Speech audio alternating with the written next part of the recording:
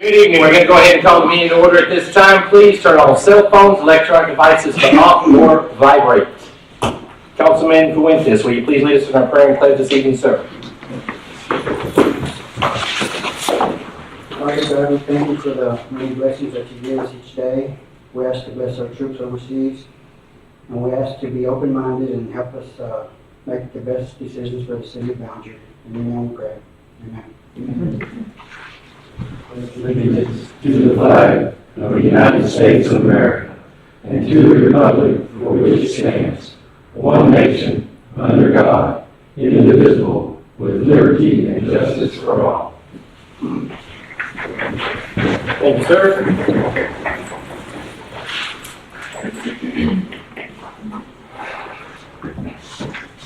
All right, City Council may consider, discuss, or take action on approval of an audit of the Chamber of Commerce books. I believe we spoke about this, but we didn't have it on the agenda.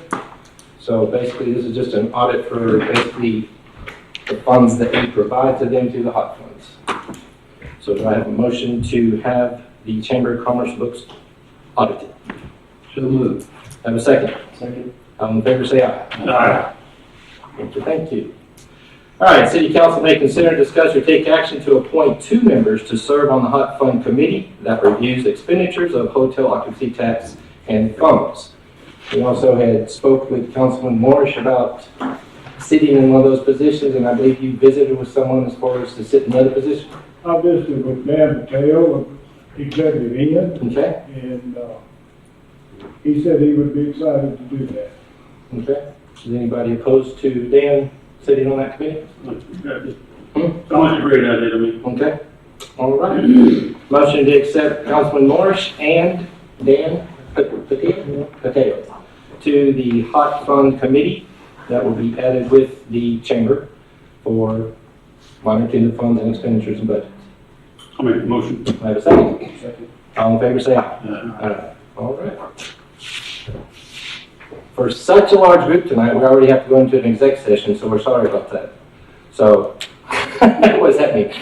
Bye. Sam explored something with their attorney. You know, there's 4 executive sessions tonight. Mm-hmm. It's hot outside. Mm-hmm. Those folks have to go out, come back in, go out 4 times. And Pat said we can lump things together. Is that right, Pat? Yes. In which way? Well, what you can do is you can just say go into executive session and do each one under executive session and then come out and take action all at one time. Okay. That means that some of those that are in the previous ones would have to be waiting around also, so I understand both sides of that. But I also know the first one, we have some that have to travel.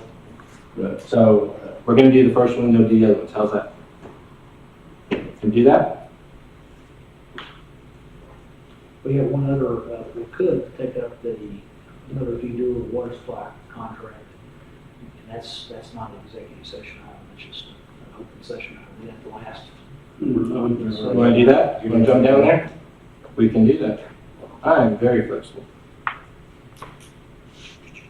All right, we're gonna jump down to agenda item 11. City Council may approve the First Amendment to the Raw Water Supply Agreement, Millersview-Doole Water Supply Corporation, and authorize mayor's signature on the agreement.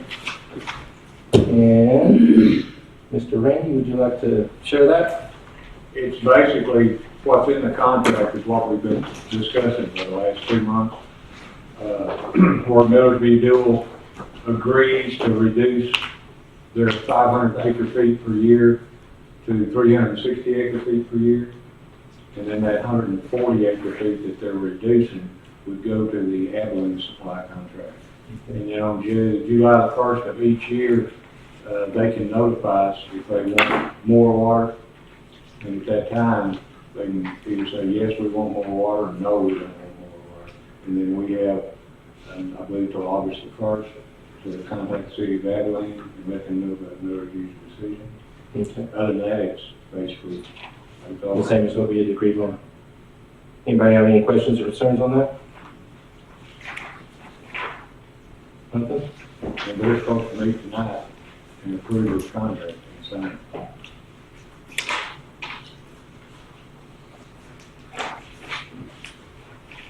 Did I miss anything bad?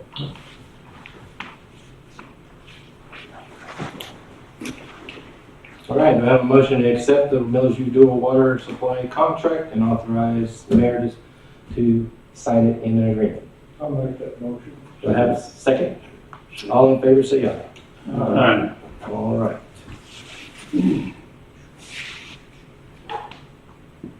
Okay. All right, moving into executive session then. Ballinger City Council shall meet in executive session as authorized by Texas Government Code, section 551.074, personnel matters, evaluation of economic development coordinator. Did I have no action from executive session?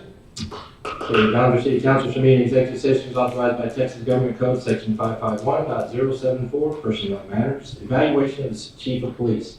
Yeah, did we give you an evaluation form? No action? Get that. All right, Ballinger City Council shall meet in executive session as authorized by Texas Government Code, section 551.07, consultation with attorney, discussion of denial of application filed by Christopher Lee for a license to operate a sweepstakes video game room. All right, action from executive session concerning the La Jolla gaming. And Chief, you have a suggestion for council? Yes. As you know, the interim city manager and I asked that I conduct an investigation into the application filed by Christopher Lee to operate a sweepstakes video game under a business name of La Jolla.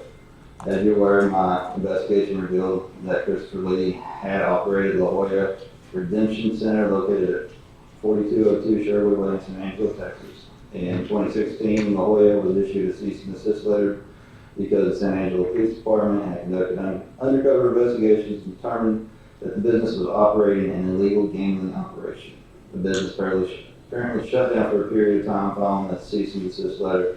In early March 2017, the San Angelo Police Department began another undercover investigation into La Jolla business practices. The investigation again revealed that La Jolla was violating the gambling laws of the state of Texas. A search warrant was issued and all the gambling equipment was seized from the premises. The investigation and seizure of the gambling equipment, cash, and other items from the business ultimately resulted into forfeiture of the equipment seized.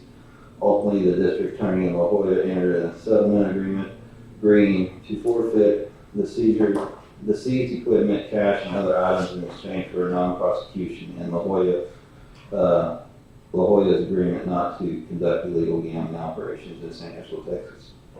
Based upon the foregoing, I recommend that you deny the application for the license to operate a sweepstakes video game room filed by Christopher Lee on the following grounds pursuant to section 536 of the City Gaming Ordinance. 536 paragraph 1, the applicant Christopher Lee is not a person of good moral character as shown by the operation of an illegal gambling operation in the city of San Angelo. Paragraph 2, the application has had a license revoked during the past 2 years as shown in the investigation discussed above in the seizure of equipment. In paragraph 3, the application has had a license denied during the past 12 months as shown in the investigation discussed above in the seizure of the equipment.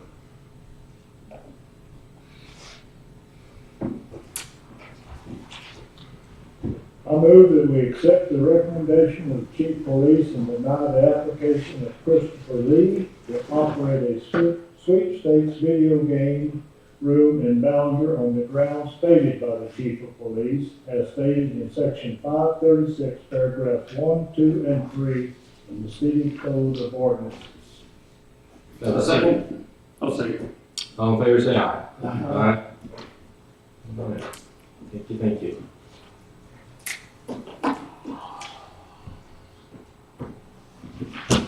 Right, y'all been camping out, so we had already done a couple of the other sessions. We had already evaluated the chief, and we had already visited about the evaluation of the economic development coordinator. And other than that, that's about all y'all missed. So we didn't have any action after the others. We will follow up with the chief going forward as far as his evaluation and coming up in the budget. And as far as the next one, we're really gonna go into personnel matters as far as for the city administrator going forward. And we're still reviewing, applicants for that. I see some hands, I see some numbers. Yes, sir. What about, the additional gaming centers that are in Ballinger? Are those being evaluated as well? They have been evaluated, they were delivered cease and desist letters this morning, and currently are shut down. The only one that was not served was the new gaming room, and that's just because they're closed on Mondays. What does a cease and desist letter mean? Does that mean they have to shut down or They have What to does shut that down the illegal activity. the illegal? They could still stay in business if they Yes. were on the up and up. Yeah. I mean, the whole, like Shortstop Pick and Pack, you know, their convenience store is what they thrive off of. So therefore, that's still open and running. The gaming part of it, is the legal part of it, so therefore that's part is shut down. Shut down and they can't reopen it No. or. And so my understanding is that there is a legal gaming system for the state of Texas. There are certain types of machines that they can use and things like that. Are they still allowed to change and do that? Or, As long as it's legal, they And- can. and is that an option that could be looked at possibly down the road to block all of that? Because my experience coming from Garland, Texas, up in the Dallas-Fort Worth area, is in the DFW, there were constant battles going on with these places to where, because the laws change on these types of machines constantly as to what's legal, what's not legal. But, and I don't know much about what happens here, but I just know in those areas that the majority of the people that frequented those were not good people. It brought a bad element with them. And so I didn't know if that's something that could be looked at down the road, is to possibly have additional restrictions on some of it. You can restrict all you want to, but if you have illegal activity, you have illegal activity. You can't always monitor everything. But I'm just It saying, doesn't have to be anything to do with the games. It could be anything happening in the parking lot. It could be happening elsewhere. All we're doing is the illegal activity that was promoted was from the way the process was happening with the games.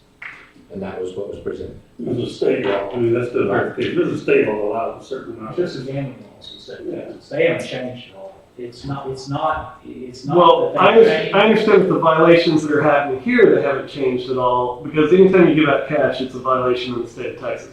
But there's also very strict regulations on the type of machines that can be run, even if they're not giving out cash and things like that. And I know it's very difficult to monitor some of that, because sometimes those machines can be updated with just a software update and things like that as well. So just from my standpoint, I just am hoping y'all are aware of the other elements related to that and how those laws can change, and that there are other issues that can come of it, I guess. We're very aware. We're very aware of it. There's many different software programs. There's many different ways of doing it. There's many different ways of stating it. We're not saying it's illegal in Ballinger for us to say that. We're saying that the activity was illegal. Right. And that was the reason for the cease and desist. No, it's just the computers are not illegal. The gaming equipment is legal. The process of the way they were doing it was illegal. As long as you don't win anything, it's set up under the kitty Yeah, I mean- laws. I mean, that's, if you win a fuzzy piece of dice or a, paddle ball or, a toy soldier, you could do that. You know, it's just like the casino app on your phone. You know, you don't win anything, but you play.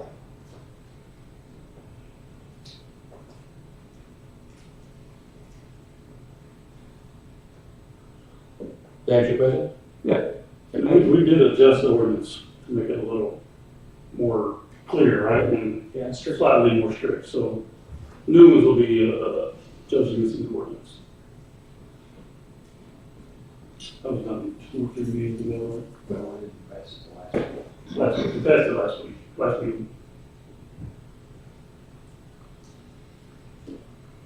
And then can I bring up an unrelated topic? If it's something that we need to discuss, no, because if it's not on the agenda, then we can't discuss it. We would normally do that in an open time as well. If Right. you're not on the agenda, we would offer Right, it, and but we're that's- not allowed to discuss it if you present it. You understand? Right. I just didn't know, because there wasn't that open time listed on the agenda this time, if we could do that even. This is not a normal meeting. This was a meeting because of a budget And we had other things come on this meeting that we were taking care of that were carryover from last meeting. The next meeting is our normal meeting, so I apologize for that, because we already had a lot on the meeting. Called me. Okay. Yeah, that's why I wasn't sure, so I'll just wait until another meeting. Thank you. Yes, sir, no problem. Anything else? Yeah? All right, well, we got another executive session we're getting ready to go into, so I apologize.